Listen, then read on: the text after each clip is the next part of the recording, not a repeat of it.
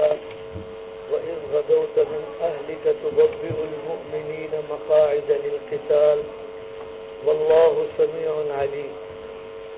وقوله جل ذكره ولا تهنوا ولا تحزنوا وأنتم الأعلون إن كنتم مؤمنين. إن يمسسكم قرح فقد مس القوم قرح مثله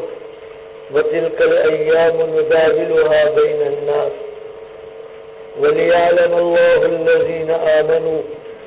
ويتخذ منكم شهداء والله لا يحب الظالمين وليمحص الله الذين آمنوا ويمحق الكافرين. أم حسبتم أن تدخلوا الجنة ولما يعلم الله الذين جاهدوا منكم ويعلم الصابرين. ولقد كنتم تمنون الموت من قبل أن تلقوه فقد رأيتموه وأنتم تنظرون. وقوله ولقد صدقكم الله وعده إذ تحسونهم تستاصلونهم قتلا بإذنه حتى إذا فشلتم وتنازعتم في الأمر وعصيتم من بعد ما أراكم ما تحبون منكم من يريد الدنيا ومنكم من يريد الآخرة ثم صرفكم عنهم ليبتليكم ولقد عفا عنكم والله ذو فضل على المؤمنين. ولا تحسبن الذين قتلوا في سبيل الله أمواتا الآية. یہاں بعد میں جیسا کہ آپ کے علم میں ہے غزوہ احد کا ذکر ہو رہا ہے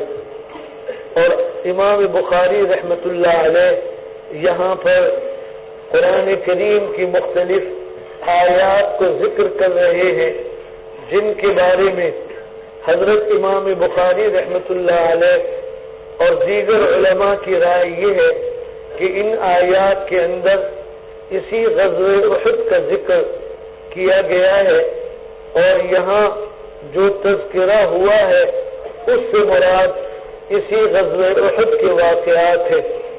چنانچہ وَإِذْ غَدَوْتَ مِنْ أَهْلِكَ تُبَوِّئُ الْمُؤْمِنِينَ مَقَاعِدَ لِلْقِتَالِ میں اس ابتدائی تیاری کا ذکر ہے جو اس غزوہ احد کے لیے حضرت نبی علیہ السلام نے اختیار فرمائی تھی. وَلَا تَهِنُوا وَلَا تَحْزَنُوا وَأَنْتُمُ الْأَعْلَوْنَ إِن كُنتُم مُؤْمِنِينَ میں جب یہ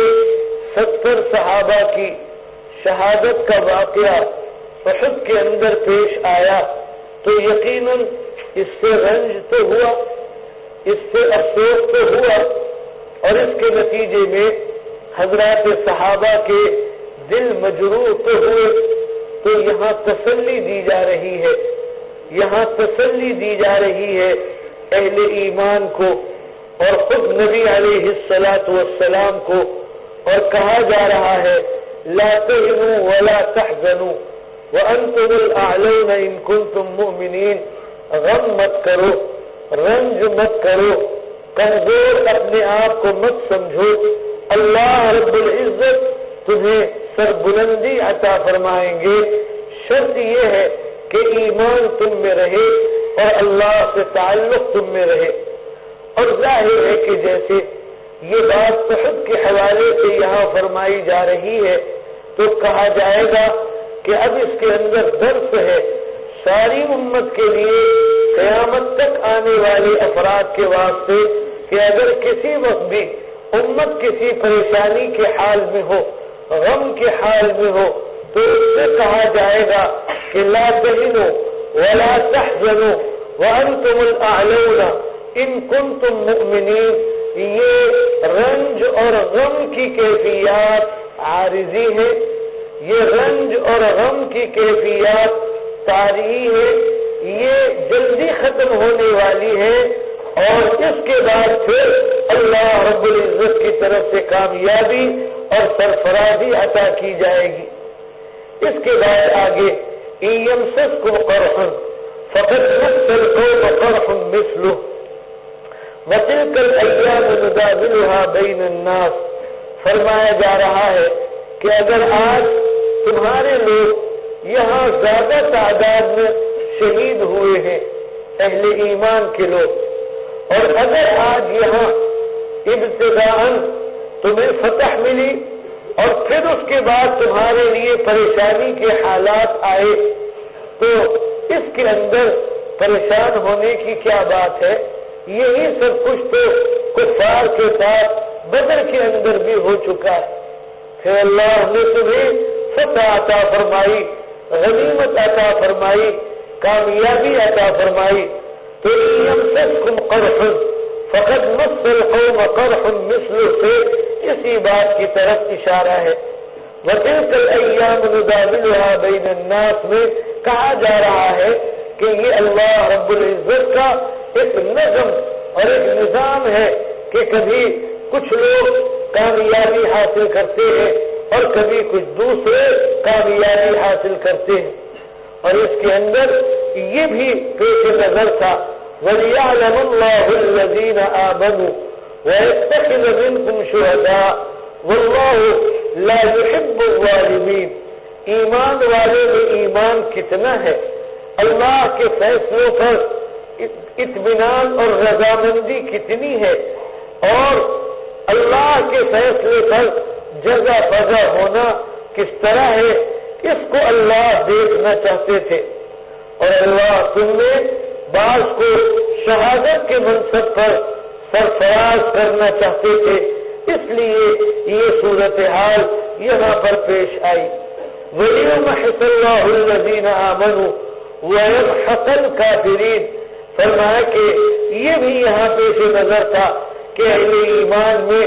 اگر کسی کے دل میں کسی درجے کی کوئی گناہ کے کرنے اور گناہ کے مرتکب ہونے سے کوئی ایسی چیز تھی جس کی صفائی کی ضرورت ہو، جس کو دور کرنے کی ضرورت ہو، تو اس کی صفائی یہاں کر دی گئی ہے، اور کافروں کے لیے جو یہاں پر عذاب اور سزا تھی اس کا اظہار اللہ رب العزت نے یہاں پر اختیار کیا ہے۔ اس کے بعد ام حسبتم ان تدخلوا الجنہ ولما يعلم الله الذين جاهدوا منكم ويعلم الصابرين۔ فرمایا کہ تمہیں معلوم ہونا چاہیے کہ جنت میں داخل ہونے سے پہلے اللہ رب العزت جو تمہاری دلوں کی کیفیت ہے اس سے خوب باخبر ہونا چاہتے تھے، اور ظاہر ہے کہ وہ دنیا ہی میں ممکن ہے، لہذا دنیا میں کیا کیفیت دل کی ہے اور کس انداز سے دل کے اندر کیفیات گزر رہی ہیں اور کیا معاملہ دل کا ہو رہا ہے، اور اس میں اللہ کی طرف قلوب متوجہ ہیں یا نہیں، اور اعمال کا اختیار کیا جانا وہ اللہ کی رضا اور اس کی خوشنودی کے لیے ہے یا نہیں، اور صبر کو اختیار کرنا اللہ کی مرضی پر راضی ہوتے ہوئے یہ ہو رہا ہے یا نہیں، تو ان باتوں کو بھی جاننے کے لیے اللہ رب العزت نے ان تمام کیفیات اور ان تمام مشکلات کے اندر یہاں پر ان حضرات کو مبتلا کیا تھا۔ اس کے بعد آگے وَلَقَدْ كُنْتُمْ تَمَنَّوْنَ الْمَوْتَ مِنْ قَبْلِ أَنْ تَلْقَوْهُ فَقَدْ رَأَيْتُمُوهُ وَأَنْتُمْ تَنْظُرُونَ میں اس بات کا ذکر ہو رہا ہے کہ تمہیں یاد ہے وہ موقع جب نبی علیہ السلام یہ مشورہ کر رہے تھے کہ کفار آ رہے ہیں، لڑائی ہمیں یہاں پر اس مدینے میں رہ کر کرنی ہے یا باہر جا کر لڑنی ہے، تو تم میں سے بہت سارے شہادت کی بات کہتے تھے، تم میں سے بہت سارے مدینے سے باہر جانے کو کہتے تھے، تم میں سے بہت یہ کہتے تھے کہ ہم بدر میں شامل نہیں ہوئے، اب ہم احد کے اندر بدلہ چکانا چاہتے ہیں، تو جذبات تو تمہارے بہت تھے۔ وَلَقَدْ كُنْتُمْ تَمَنَّوْنَ الْمَوْتَ مِنْ قَبْلِ أَنْ تَلْقَوْهُ، یہاں مراد موت سے شہادت ہی کی یقیناً موت مراد ہے، اور جب اس کیفیت میں تم مبتلا ہوئے تو تم ایک دوسرے سے کہتے تھے کہ یہ دن تو بڑا سخت تھا اور یہ دن تو بڑا بھاری تھا، تو کیوں پریشان ہو گئے؟ اس کا تو تم خود تمنا کر کر اور خود چاہتے ہوئے اللہ سے مانگتے رہے ہو۔ وَلَقَدْ صَدَقَكُمُ اللَّهُ وَعْدَهُ إِذْ تَحُسُّونَهُم بِإِذْنِهِ حَتَّى إِذَا فَشِلْتُمْ وَتَنَازَعْتُمْ فِي الْأَمْرِ وَعَصَيْتُم مِّن بَعْدِ مَا أَرَاكُم مَّا تُحِبُّونَ مِنكُم مَّن يُرِيدُ الدُّنْيَا وَمِنكُم مَّن يُرِيدُ الْآخِرَةَ۔ یہاں ذکر آ رہا ہے کہ اللہ رب العزت نے تمہیں جنگ میں مبتلا کر کر، موت کی کیفیت کے اندر مبتلا کر کر اپنے وعدے کو پورا کر کر دکھایا ہے۔ اور وہ کیا ہے اپنا وعدہ؟ جو اللہ کا وعدہ ہے وہ یہ کہ اللہ نے تمہارا رعب کافروں کے دلوں میں پیدا کیا، شروع کے اندر بھی پیدا کیا، وہ میدان چھوڑ کر بھاگ گئے، لیکن بعد میں جب تم دنیا کو چاہتے ہوئے اور جب بعد میں تم اپنے معاملے کے اندر اختلاف میں مبتلا ہونے کی وجہ سے نبی علیہ الصلوۃ والسلام کی بات کی مخالفت کرنے لگے، عصیتم من بعد ما اراکم ما تحبون، اور تم نے نبی علیہ الصلوۃ والسلام کے ارشاد کی مخالفت کی، تو پھر جس چیز کو اللہ نے تمہیں پہلے دکھا دیا تھا، یعنی فتح اور کامرانی کو اور مال غنیمت کے حصول کو، اس میں پھر تم مبتلا ہو گئے، تو اللہ نے پھر تمہیں آزمائشات کے اندر مبتلا کیا، اور پھر وہ فتح تم سے دور کر دی گئی، اور پھر جب تم نبی علیہ الصلوۃ والسلام کے حکم پر جمع ہو گئے اور آپ کی رائے پر تمہاری رائے جمع ہو گئی، اور تم پھر مل کر دوبارہ حملہ کرنے والے بن گئے، تو پھر اللہ نے تمہیں پھر فتح عطا فرمائی، اور پھر اللہ نے تمہیں کامیابی عطا فرمائی، اور فرمایا وہ جو تمہارا معاملہ ہوا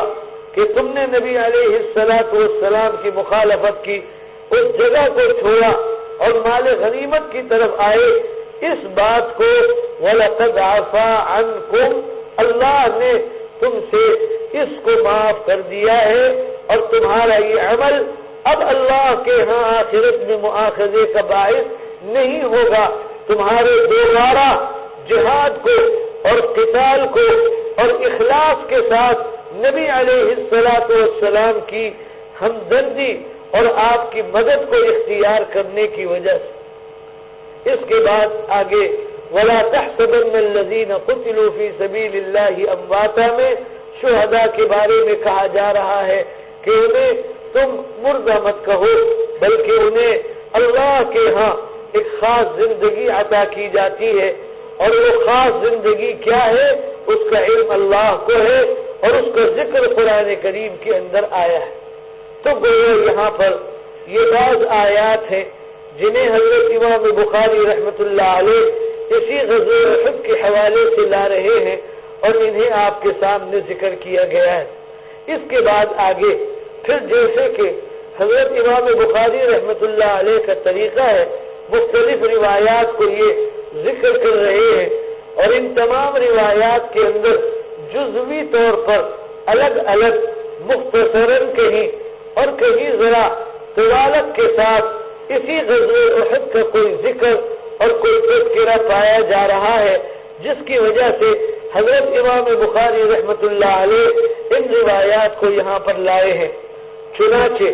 پہلی روایت حضرت عبداللہ ابن عباس رضی اللہ عنہما سے نقل کی جا رہی ہے کہ قال النبی صلی اللہ علیہ وسلم یوم احد، آپ صلی اللہ علیہ وسلم نے احد والے دن یہ بات فرمائی، ھذا جبریل، کہ یہ جبریل علیہ الصلوۃ والسلام ہے، اور آخذ براس فرسہ، انہوں نے اپنے گھوڑے کے سر کے جو بال ہیں اس کو پکڑا ہوا ہے، اور علیہ ادات الحرب، اور جنگ کا سامان ان کے جسم پر آویزہ اور ان کے جسم پر موجود ہے، گویا پوری تیاری کے ساتھ میدان کے اندر آئے ہیں۔ تو اس سے گویا حضرت امام بخاری رحمۃ اللہ علیہ یہ ذکر کرنا چاہتے ہیں کہ جیسے بدر کے اندر فرشتے آئے تھے اسی طرح احد کے اندر بھی فرشتے آئے ہیں، اور فرشتوں کے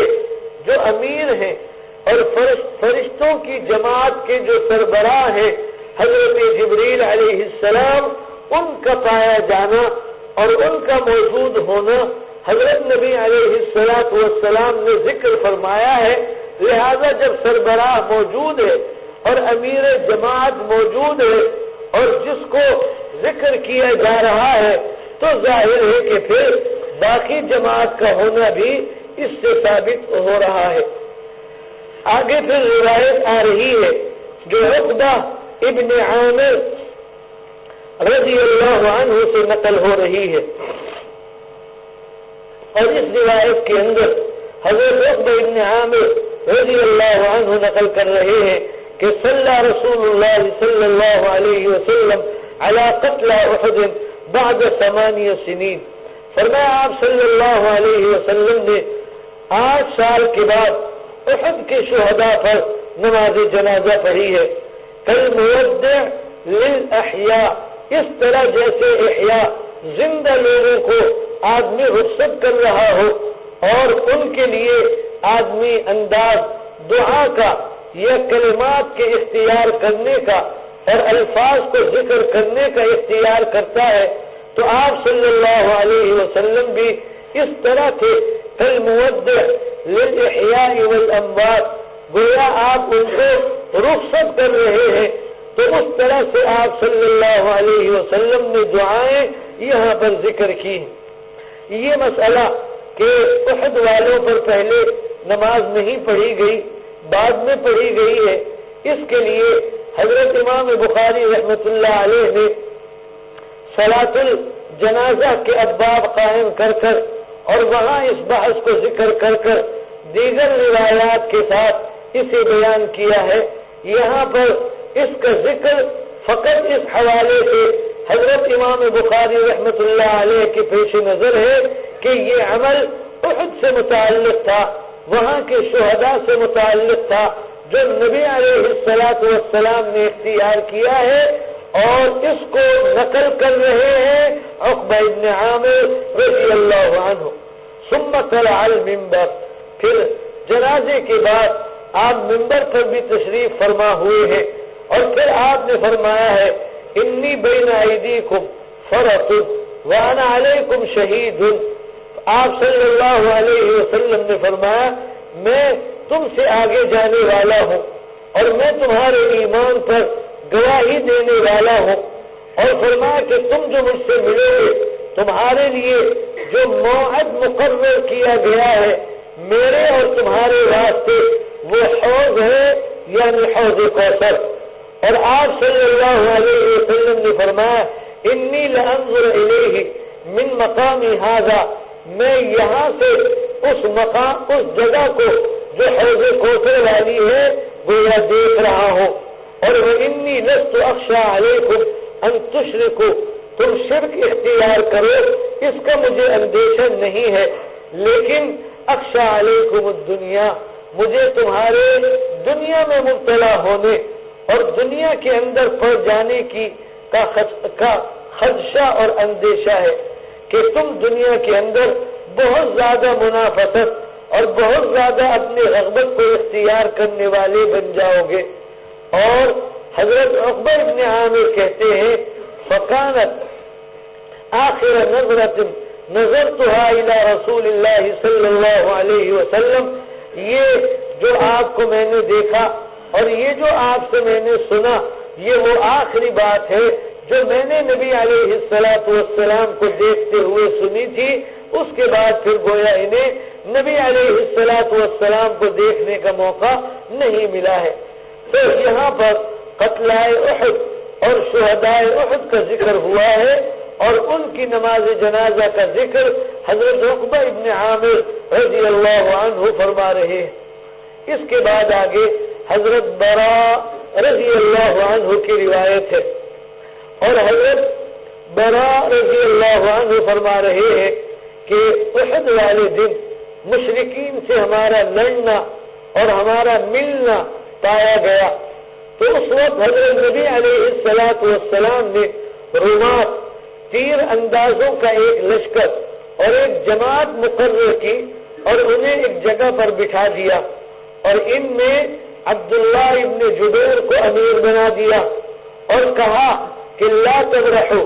ان رأيتمونا ظهرنا عليهم فلا تبرحوا وان رأيتموهم ظهروا علينا فلا تعينونا، فرمایا یہی رہنا ہے تمہیں، یہاں سے ہٹنا اور یہاں سے ہلنا نہیں ہے۔ اگر تم دیکھو ہمیں کہ ہم غالب آ گئے ہیں تو بھی یہاں سے مت اٹھنا، اور اگر تم یہ دیکھو کہ مشرک ہم پر غالب آ گئے ہیں تو ہماری مدد کے لیے مت آنا، یہی رہنا، یہاں سے مت ہٹنا۔ لیکن حضرت برا کہتے ہیں فلما لقینا حربوا، جب ہم نے ابتداءً مشرکین سے لڑائی شروع کی تو مشرک میدان چھوڑ کر بھاگ گئے۔ چنانچہ حتی رأیت النساء یشتددن فی الجبل رفعن عن سوقهن قد بدت خلاخلهن، فرمایا میں نے عورتوں کو دیکھا جو ان مشرکین کے ساتھ آئی تھی، جن کے آنے کا مطلب مشرکین کے یہاں یہ تھا کہ ہمیں لڑائی کا موقع تو ہوگا ہی نہیں، بڑا لشکر جائے گا، مدینے والے ویسے ہی مغلوب ہو جائیں گے تو ہم کامیابی کا جشن منائیں گے، گانا بجانا ہوگا، مجلسیں قائم ہوں گی، تو اس پر یہ عورتیں اپنے ساتھ لے کر آئے تھے۔ حضرت برا فرماتے ہیں جب ہماری دشمن سے ملاقات ہوئی حربوا، تو دشمن بھاگ گئے، میدان انہوں نے چھوڑ دیا اور میدان سے بھاگ رہے تھے وہ، اور عورتیں جو ان کے ساتھ آئی تھیں ان کو میں نے دیکھا وہ پہاڑ پر چڑھ رہی ہیں اور اپنی پنڈلیوں سے چادریں اور کپڑے انہوں نے اوپر کیے ہوئے ہیں، اور ان کے پاؤں میں جو پازیبیں ہیں وہ نظر آ رہی ہیں۔ تو گویا عورتوں نے اپنے کپڑے اس اندیشے سے کہ وہ ان کے بھاگنے اور ان کے پہاڑ پر چڑھنے میں رکاوٹ نہ بنے، ان کو وہ سمیٹ کر اور اس طرح پاؤں اور پنڈلیوں کو ان کے ظاہر کر کر وہ پہاڑ پر چڑھ رہی تھی، گویا اپنے لیے بھاگنے کا جو راستہ جسے مل رہا تھا وہ اس راستے پر بھاگ رہا تھا، اور میدان جنگ وہ کافروں کے لیے شکست کے میدان میں تبدیل ہو گیا تھا۔ فاخذوا یقولون الغنیمہ الغنیمہ، اور جو ہمارے لوگ تھے اہل اسلام وہ ایک دوسرے سے کہنے لگے کہ بس اب غنیمت ہی غنیمت ہے، جمع کرو ان غنیمتوں کو۔ چنانچہ وہ لوگ جو وہاں حضرت عبداللہ ابن جبیر کے ساتھ تھے، جنہیں نبی علیہ الصلوۃ والسلام لا تبرحوا فرما چکے تھے، وہ بھی ایک دوسرے سے کہنے لگے غنیمت ہے، چلو غنیمت کے لیے چلے۔ تو حضرت عبداللہ رضی اللہ عنہ نے فرمایا عہد الی النبی صلی اللہ علیہ وسلم اللہ تبرحوا، آپ نے فرمایا تھا یہاں سے ہلنا نہیں، یہاں سے ہٹنا نہیں، لہذا اس وعدے کو جو ہم نے آپ سے کیا ہے ہم نے قائم رکھنا ہے، یہاں سے نہیں ہٹنا ہے۔ فَأَبَوْا، تو ان کے ساتھیوں میں سے کچھ نے اس کا انکار کیا، اور انکار میں یہ تعویل کی کہ حضور صلی اللہ علیہ وسلم کا مقصد تھا لڑائی کے وقت ہم اپنی جگہ نہ چھوڑیں، لیکن اب لڑائی ختم ہو چکی ہے، اب میدان میں مقابلہ نہیں ہو رہا ہے، کفار بھاگ چکے ہیں، اب غنیمت جمع کی جا رہی ہے، لہذا اب ہمارے جانے میں نبی علیہ الصلوۃ والسلام کی مخالفت نہیں ہے۔ یہ بات ان لوگوں نے جو حضرت عبداللہ ابن جبیر کی بات کا انکار کر رہے تھے کہی، لیکن حضرت عبداللہ ابن جبیر نبی علیہ الصلوۃ والسلام کی بات پر ہر حال میں قائم رہنا چاہتے تھے، لہذا انہوں نے جانے سے انکار کیا۔ جن لوگوں نے حضرت عبداللہ ابن جبیر اور حضور کی بات کا انکار کیا ان کے لیے کہا جا رہا ہے فلما ابوا صرف وجوههم فاصيب 70 قتيلا. فرمایا کہ پھر اس انکار کی وجہ سے صحابہ کے لیے نوعیت بدل دی گئی اور کامیابی پھر نقصان اور پریشانی کے اندر تبدیل ہو گئی اور 70 شہداء اس دن شہید ہوئے. اور اس موقع پر واشرف ابو سفیان، حضرت برا رضی اللہ عنہ فرماتے ہیں ابو سفیان نے اپنا چہرہ بلند کیا اور لوگوں سے پوچھا افی القوم محمد صلی اللہ علیہ وسلم، کیا لوگوں میں اور لشکر میں حضرت محمد صلی اللہ علیہ وسلم ہیں؟ فقالا،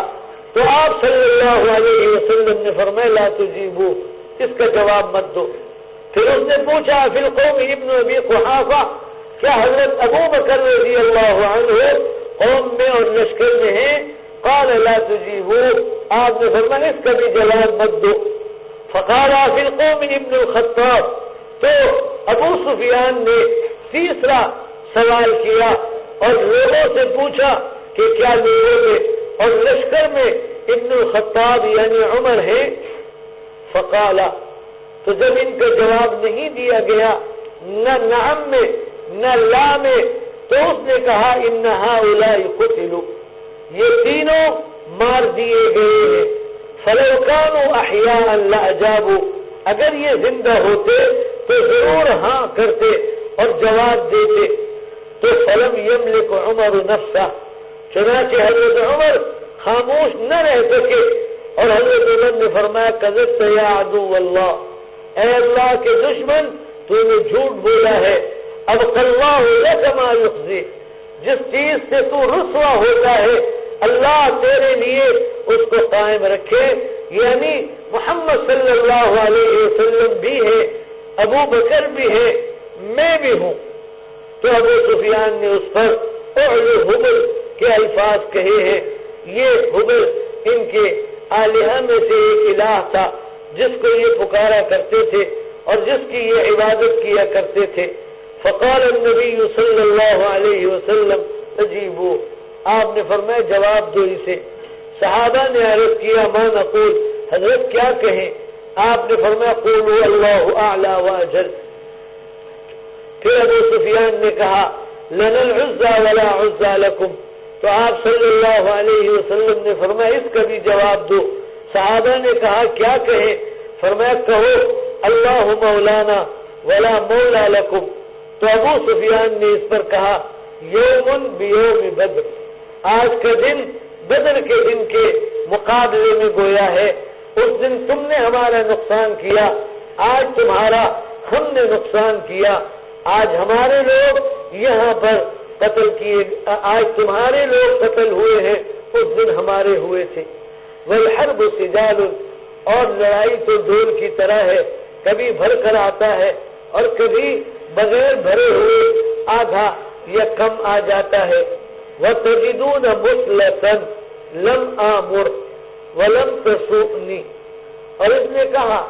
ابو سفیان نے کہ جب تم اپنی لاشیں اٹھاؤ گے تو تم یہاں پر کچھ لاشوں کو مسلح کیا ہوا پاؤ گے جیسے حضرت حمزہ رضی اللہ عنہ کی لاش تھی.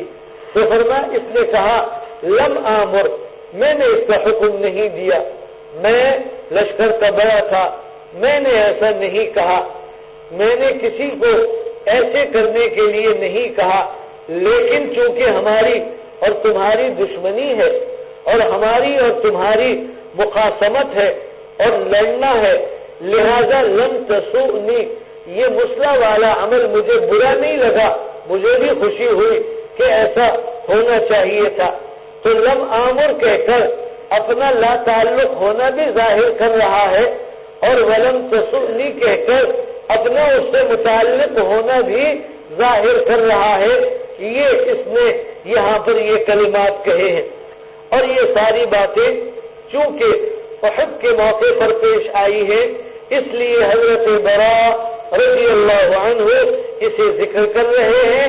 اور ہمارے صاحب کتاب حضرت امام بخاری رحمت اللہ علیہ اسے یہاں پر لا رہے ہیں. اس کے بعد پھر آگے روایت حضرت جابر رضی اللہ عنہ سے نقل ہو رہی ہے اور فرما رہے ہیں اصطبح الخمر یوم احد ناس ثم قتلوا شہداء، فرمایا کہ احد والے دن بعض لوگوں نے صبح کے وقت لڑائی سے پہلے شراب پی اور پھر اس کے بعد وہ شہید ہونے کی حالت میں قتل کر دیے گئے۔ معنی یہ ہے کہ اس وقت تک شراب حرام نہیں ہوئی تھی، تو بعض لوگوں نے شراب کو پیا، اور شراب کے بارے میں اس زمانے کے اندر یہ مشہور تھا کہ اگر شراب پی کر حملہ کیا جائے تو آدمی کے غصے اور آدمی کے مقابلے کی کیفیت وہ بڑھ جاتی ہے، اور پھر وہ گویا ایک طرح سے بہت زیادہ طاقت کا اظہار کرتا ہوا مقابلہ کرتا ہے۔ حالانکہ یہ بات فضول ہے، لیکن شراب پینے والے لوگوں میں یہ بات مشہور تھی۔ چنانچہ لوگ میدان کے اندر مقابلے کے لیے اگر آتے تو شراب پی کر آتے تاکہ ان کی طاقت اور قوت قائم رہے اور زیادہ رہے اور مقابلہ کرنا ان کے لیے آسان ہو جائے۔ تو اسی ذہن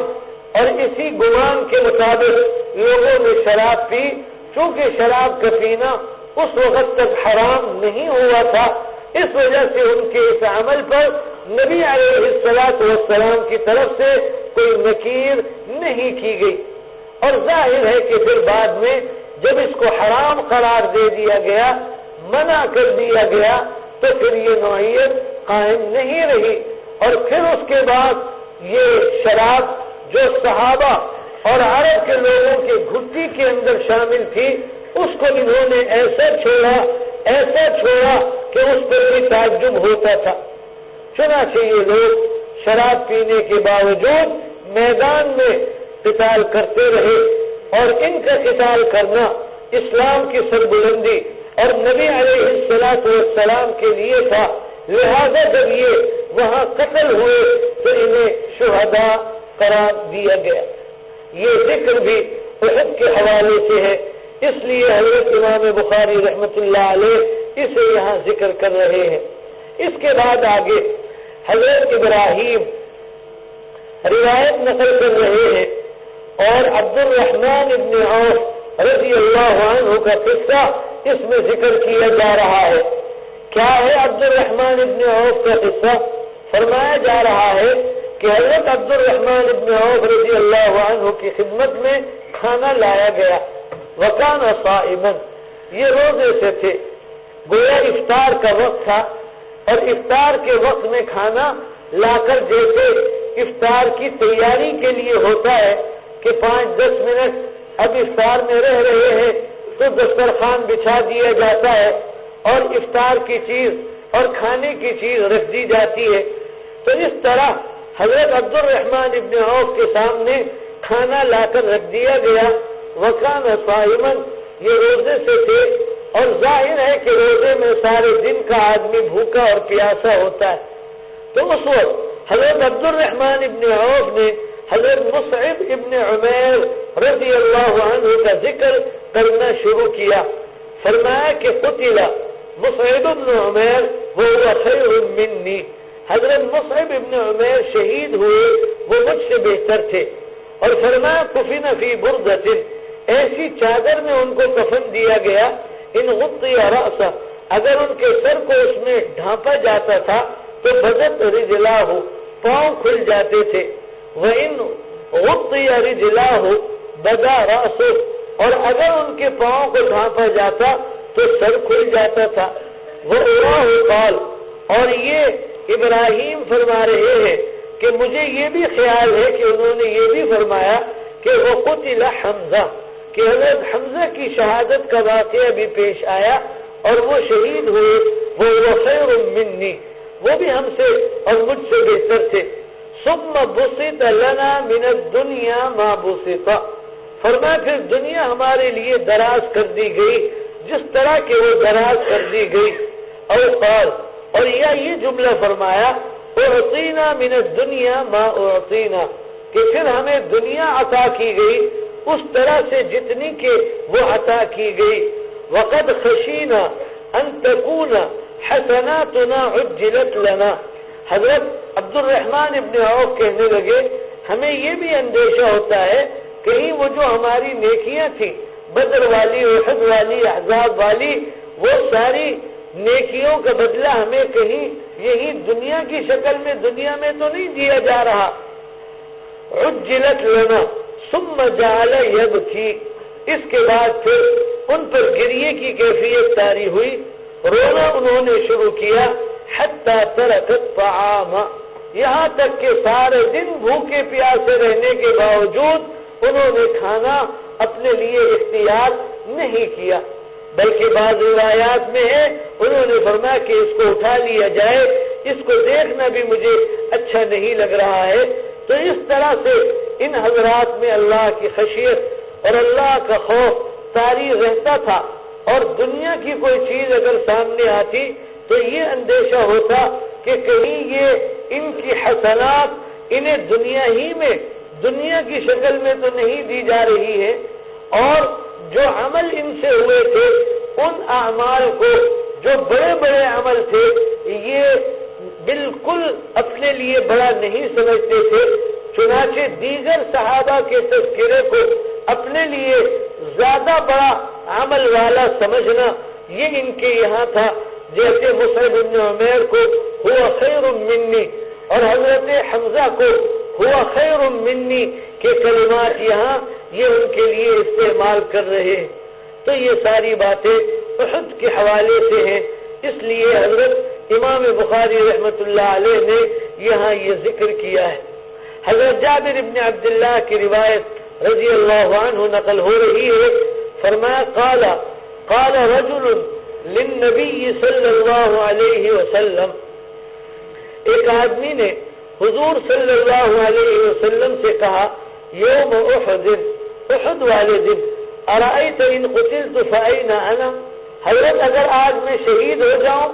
تو میرا کیا ٹھکانہ ہوگا، میں کہاں ہوں گا؟ آپ نے فرمایا فی الجنہ، جنت کے اندر تم ہوگے. فالقى تمرات فی یدہ، تو اس کے ہاتھ میں کچھ کھجوریں تھیں جو وہ کھا رہا تھا، اس نے ان کو چھوڑ دیا اور گرا دیا. ثم قاتل حتى قتل، پھر میدان کارزار میں چلا گیا، مقابلہ کرتا رہا یہاں تک کہ شہید ہو گیا. اس کے بعد آگے حضرت خباب رضی اللہ عنہ کی روایت ہے، اور حضرت خباب فرما رہے ہیں حاجرنا مع رسول اللہ صلی اللہ علیہ وسلم، ہم نے اللہ کے رسول صلی اللہ علیہ وسلم کے ساتھ ہجرت اختیار کی، نبتغی وجہ اللہ، اللہ کی رضا کے لیے. فوجب اجرنا علی اللہ، فرمایا یقیناً ہمارا اجر اللہ کے ذمہ واجب ہے. ومنا من مضى او ذهب لم يأكل من اجره شيئا، ہم میں کچھ لوگ وہ ہیں جو دنیا سے چلے گئے اور انہوں نے اپنے اجر کو دنیا میں نہیں کھایا. کان منہم، ان میں سے مصعب ابن عمیر یہ بھی ہیں رضی اللہ عنہ. قتل یوم احد لم يترك الا نمرة كنا اذا غطينا بها راسه خرجت رجلاه واذا غطي بها رجلاه خرج راسه. فرمایا ان کا حال یہ تھا کہ یہ ایک چادر ان کے ترکے میں اور ان کے سامان میں پیچھے ان کے رہی تھی، اور اگر ہم اس چادر کو بطور کفن ان کے جسم پہ ڈالتے ہوئے اگر پاؤں کو ڈھانپتے تھے سر کھل جاتا تھا، اور اگر سر کو ڈھانپتے تھے تو پاؤں کھل جاتے تھے. فقال لنا النبی صلی اللہ علیہ وسلم غطوا بها رأسه، آپ صلی اللہ علیہ وسلم نے فرمایا ان کے سر پر چادر کو کر دو. وجعلوا على رجله الاذخر، اور ان کے پاؤں پر اذخر گھاس ڈال دو. او قال یہ آپ نے فرمایا القوا على رجله من الاذخر ومنا من قد أينعت له ثمرته فهو يهذبها. فرمایا کہ آپ نے یہ فرمایا کہ اس کے پاؤں پر اذخر کی طرح کی کوئی چیز ڈال دو، یعنی گھاس یا پتے وغیرہ رکھ کر اس کو ڈھانپ دو۔ اور فرمایا یہ تو وہ لوگ تھے جنہوں نے اپنے اجر کو نہیں کھایا اور دنیا سے اسی طرح مجاہدوں کے زمانے میں اور قربانیوں کے زمانے میں چلے گئے۔ اور وَمِنَّا قَدْ أَيْنَعَتْ لَهُ ثَمَرَةُ، کچھ ہم میں ایسے بھی ہیں جن کے پھل ان کے لیے دنیا ہی میں پک گئے ہیں، فَهُوَ يَعْذِبُهَا، اور وہ اب اس سے مزہ اور لطف حاصل کر رہے ہیں، اور گویا وہ ان کے لیے راحت کا سامان اب بن رہا ہے جنہیں غنیمتیں ملی، اور ان غنیمتوں کو انہوں نے آگے بڑھایا اور پھر کاروبار شروع کیے، اور اس سے پھر ان کے پاس مال اور اسباب اور دولت کے انبار لگ گئے۔ تو فرمایا ایسے بھی ہم نے۔ تو مصعب ابن عمیر کا ذکر یہاں ہوا ہے، ان کے کفن اور ان کی چادر کا ذکر یہاں ہوا ہے، ظاہر ہے کہ یہ احد سے متعلق ہے، اس لیے حضرت امام بخاری رحمۃ اللہ علیہ یہاں حضرت خباب کی اس روایت کو ذکر کر رہے ہیں۔ اس کے بعد حضرت انس رضی اللہ عنہ کی روایت ہے، فرما رہے ہیں کہ ان کے چچا یہ انس ابن النضر ہے، یہ بدر میں شامل نہیں ہو سکے تھے، تو وہ کہا کرتے تھے غبت عن اول قتال النبی صلی اللہ علیہ وسلم، پہلا موقع لڑائی کا تھا، میں اس میں شامل نہیں ہو سکا۔ کیوں شامل نہیں ہو سکے؟ ظاہر میں چھپے نہیں تھے، اس لیے شامل نہیں ہوئے تھے کہ آپ صلی اللہ علیہ وسلم مدینے سے قتال کی نیت کر کر بدر میں روانہ نہیں ہوئے تھے، لہذا جو اس وقت حاضر ہوئے اور ساتھ جا سکے چلے گئے، اور جو اس آپ کی روانگی کے وقت بدر میں شامل نہیں ہو سکے وہ پیچھے رہ گئے۔ تو انس ابن النضر حضرت انس کے چچا یہ بھی پیچھے رہنے والے میں سے تھے، تو یہ افسوس کیا کرتے تھے، ہاتھ ملتے تھے، تل ملاتے تھے، غبت عن اول قتال النبی صلی اللہ علیہ وسلم، کہا کرتے تھے کہ میں حضور صلی اللہ علیہ وسلم کے پہلے والے قتال میں شامل نہیں ہو سکا۔ لیکن اشہدنی اللہ مع النبی صلی اللہ علیہ وسلم لَيَرَيَنَّ اللَّهُ مَا أُجِدُّ، فرمائے میں اگر اللہ نے مجھے حضور کے ساتھ اب کسی لڑائی میں شرکت کا موقع دیا تو اللہ رب العزت دیکھیں گے کہ کس طرح میں محنت کر کر اور مجاہدہ کر کر اور کوشش کر کر قتال کروں گا۔ یعنی عام الفاظ میں یہ کہہ رہے تھے کہ اب اگر مجھے موقع ملا تو پھر دیکھنا میں کیا جوہر اپنے بہادری کے دکھاؤں گا۔ چنانچہ ایسے ہی ہوا۔ فلقیہ یوم احد، احد والے دن وہ میدان میں آئے اور یہاں جناب علی مقابلے میں آئے، اور فہزم الناس، پھر وہاں لڑائی میں ایک شکست کی سی شکل بن گئی کہ دونوں طرف سے مسلمان گھر گئے اور مرغے میں آ گئے، اور بعض لوگوں نے نبی علیہ السلام کی شہادت کی خبر سن کر تلوار رکھ دی کہ اب لڑنے کا کیا فائدہ۔ تو اس وقت یہ انس ابن النضر آگے بڑھے اور انہوں نے کہا اللہم انی اعتذر الیک مما صنع ہؤلاء یعنی المسلمین وابرأ الیک مما جاء به المشرکون، فتقدم بسیفه فلقی سعد بن معاذ رضی اللہ عنہ فقال أين يا سعد؟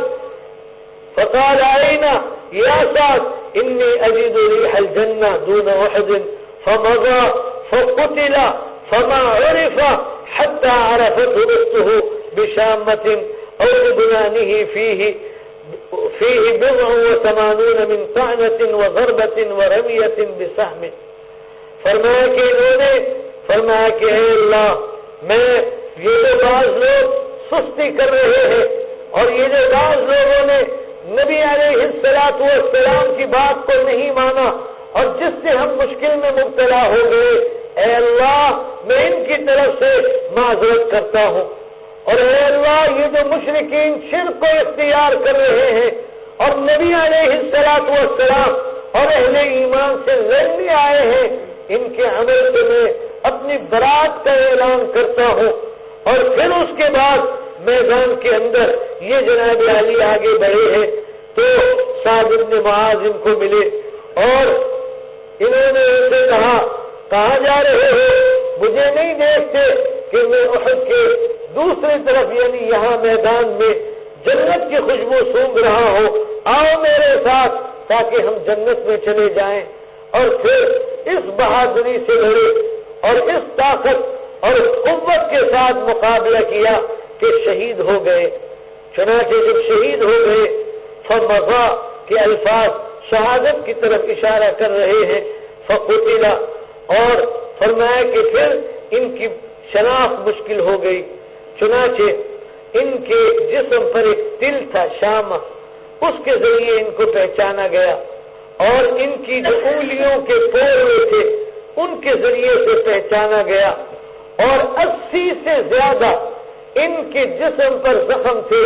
جن میں تلوار کے بھی اور تیر کے بھی اور اسی طریقے سے نیزے کے بھی زخم تھے۔ اور اس طرح بہادری کا مظاہرہ انہوں نے کیا تو گویا وہ جو ایک جملہ کہا کرتے تھے کہ غبت عن اول قتال النبی صلی اللہ علیہ وسلم لئن اشہدنی اللہ مع النبی لیرین اللہ ما اجد، کہ جو الفاظ یہ کہا کرتے تھے اس کو انہوں نے سچا کر دکھایا، اور اللہ کے نبی کے لیے اور اسلام کی سربلندی کے لیے انہوں نے اپنی جان یہاں پر قربان کی ہے۔ یہ احد کا واقعہ ہے، اور حضرت امام بخاری رحمۃ اللہ علیہ اسے یہاں پر آپ کے سامنے ذکر کر رہے ہیں۔